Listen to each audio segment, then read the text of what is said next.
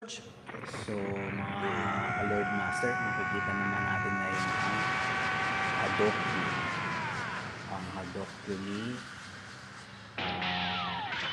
Ishida ng Fudomini. So makikita nyo mga ka-Lord Master, napaka-extreme yung technique nito, ang Hadokyu. Dahil ginagamit niya ang matinding puwersa para maging It's useless. You can't return my naging invincible parang flat shot with those skinny Hadouken. arms of yours.